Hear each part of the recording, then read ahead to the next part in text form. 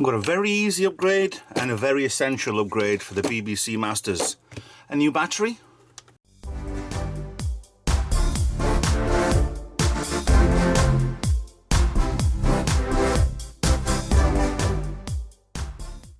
Hi guys, Retro Tech Ralph here with another repair video. This is one of my BBC Masters that I got years ago from Todd. Other videos will be coming out for the stuff I got from Todd, the latest anyway. So this is an essential. This comes from, I think it comes from, yes, Retro Clinic. It's a battery. You need to change these batteries. If you have an old system like this, there will be a battery in there. There's a small potential. It could leak. It's next to the board. It's not good. So he sells a single battery at 3.6 volt, which is basically probably three cells together, rechargeables, which should not have any problems. Also comes with the proper connector to go on the board. So here we go. There are other upgrades that these need doing. I did the power supply upgrade ages ago for the caps that essentially need to be done. There are some caps on the board which don't really need doing, but yes, it's sometimes essential if you know they're going to go. Some of the old caps are still rock solid, but they are 40 years old, so it's your choice. So all I need to do to get into this, if you've never had a BBC Master before, is it says fix, fix, fix, and fix. You can screw all four of these screws, and then you flip it over. With the four screws out, ready to turn over. What gets me a little bit on jobs like this, with plastic as old as this, you take the screws out and there is bits of the original plastic there. So it's starting to degrade, very powder-like. If it's really, really bad, I'd suggest put a few drops of, well, hot glue might do. Super glue will definitely work it.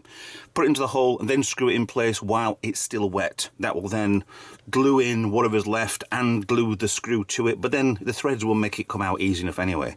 So the two long screws go at the back, two shorts at the front, obviously because they go straight through.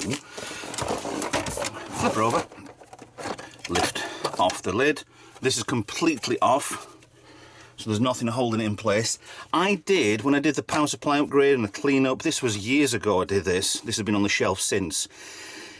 There's the battery pack I put in. 3 standard batteries. It does work with 3 batteries. Give it 4.5 volts. These give it 3.6. There are tolerance with all these power supplies, all these older computers anyway, so it's not a problem. So what I want to do is take out this battery pack, unplug it from there. The problem with that is when you unplug this, the CMOS on here, because this is a CMOS battery, most computers have the little pencil, the CR2032, yes, batteries in them for that voltage. They're 3 volts. Potentially you could possibly use one, but I don't know anybody who has. But once I take that off of there, the CMOS will go blank. Luckily, this is where the Retro Clinic comes in. He gives you the full instructions, what to do, how to do it when things go wrong, and the full instructions, what to key in for it to work, basically. So this is what the information it stores. So once I've done this, I need to type that in and the computer will work. So I'm going to rip it off. So now the CMOS has gone blank. That's what I'll put on there, hoping it might be an easy fix or easy repair. I've glued that down and I'm hoping it's just with a pad. If I've properly super glued it down, I'm an idiot, but it is moving, barely. So give us a sec to take that out and I'll just do a quick cut. With the old battery pack now out, I've got some double-sided pads on there, holding it in place right there. That can now be reused for something else or thrown in the bin. So this comes with its own connector, its own battery pack, its own battery. Everything is in one. There is no need for faffing. All you have to do is take off for the double-sided pad, that off the back. This is absolutely dead easy, to be honest. The instructions do state that you can put this any way around you want, because there's only 2 wires and there's 3 holes, okay?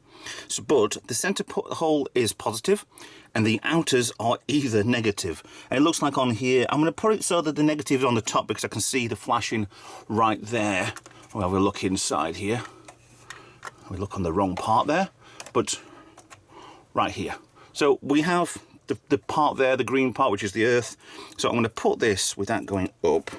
As long as it's all 3 are in the holes, you're fine. So something like that is perfectly okay. Now I'm going to try and be neat with the cables. And it does actually state that you can put it over the vents, which is fine, because there's a SCSI connector which is right there. If you do have something that's connected with a SCSI, then fine, don't. I'm going to put it exactly where the old one used to be, which is right up here. So I need to untangle the wire a little bit, get it out of the way, maybe get it so it pins itself down, maybe with the cable so it's out of the way. Well, that'll do. Right, so I'm going to put that there. It's just simple as just stick it in place. You can put it over the vent. There's screws on here for other parts, that expansion over the years. I've never had anything on there. So the cable's out of the way, done. If I want even more out of the way, I can just unplug that, twist it, hide it, and plug it back in again. But that is essentially done. Now all you need to do is plug this in, play around with it, go through all your settings, because they will be lost. I don't know if there is actually... I wouldn't say there's anything on the jumpers that would hold it in place. I wouldn't even suggest, but it is an idea. If you've already got your settings already built into this, plug it in, put it into the main socket, turn this on, and then disconnect the battery. Possibly it might work. I don't know. I just don't know if it would keep the settings in, take the battery out, put the new battery in. I can't see why it shouldn't. But a little bit of code done, sorted, and we're all happy. So that's just an easy and an essential fix. This should last anywhere up to 10 years. The normal battery pack, with having just standard batteries in there, some of them may potentially get charged backwards. The older version is, and then in here as well, there's a resistor in there which stops the power coming back and charging the battery up. That battery should last 10 years. These option might last a couple of years. It's fine. It depends on how much you use your computer with. So obviously essential next part is put the lid on, put the screws back in place, put your code in, turn it on, put your code in, and then you're done. But definitely an essential upgrade. Well, partly not upgrade, it's kind of redo of these things anyway. So if you've got one of these Masters and you haven't done the battery upgrade yet, get on it. Get on it, because that might leak. The original one might leak and you might have problems inside your board. With the raised on these, I doubt it, because it would probably just batteries would leak all over down here. So there's not really too much of a problem with it anyway. So easy fix. Very, very easy fix. Anybody can do. So thanks for watching. Please like, share and subscribe. Follow me on social media. Consider being a Patreon. Help out the channel as much as you can. I will see you in another video. Bye for now.